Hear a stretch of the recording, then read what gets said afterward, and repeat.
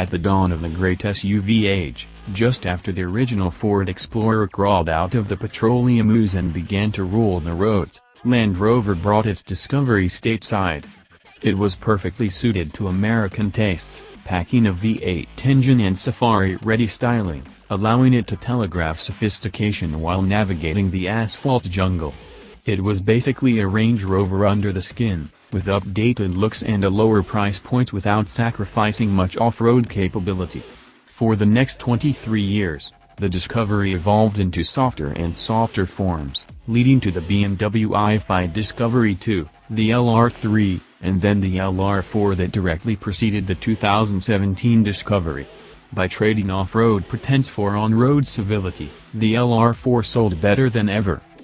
But rather than softening the LR4 up anymore, Land Rover hit the reset button.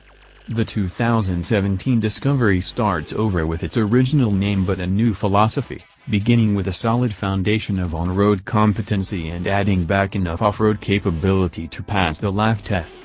At least, that's the billing. To find out how it all works in the real world, I went to southern Utah in the middle of winter. Rain-shrouded mesas and snowy ponderosa pine forests were the backdrop for a broad survey of light off-roading tasks, like scrambling up solid but gently sloping rock faces and blasting through wet sand dunes. Perhaps more importantly, I did long highway stretches through vast open spaces of the Southwest. It feels like a better road machine than its predecessors, partly because Land Rovers astutely perceived the ascendancy of the crossover and built a vehicle for that reality. Onboard Wi-Fi is in, the Camel Trophy is out. The result is a better Discovery for nearly everyone, and the only casualty is the sentimental baggage attached to a storied name. Even the styling pays only the most trivial deference to its ancestor. The famous multi-window safari roof has evolved into a half-hearted little vestigial hump.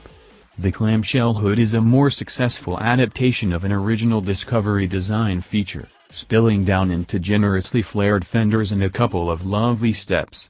On the rear hatch, there's a familiar asymmetrical license plate relief and sexy, slim taillights.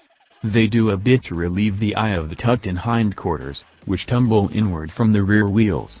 Surely this is to pull the sheet metal as tightly and economically around the structure as possible for better aero, but it makes the Discovery look pinched in the rear.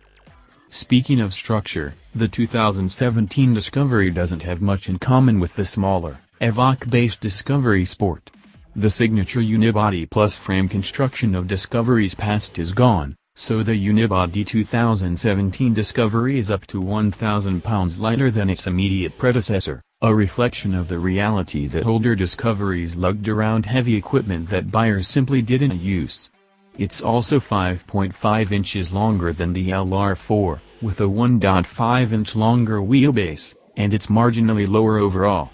In a parallel with the original, the new Discovery's aluminum-heavy structure is shared with the full-size Range Rover and the Range Rover Sport. It's stiff as a British upper lip and won't talk about its feelings.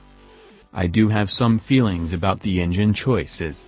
The familiar 340 horsepower, supercharged gasoline 3.0-liter V6 is present, as it is in so many JLR products these days.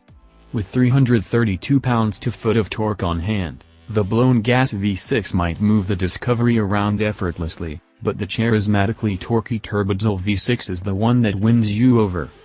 Its raw numbers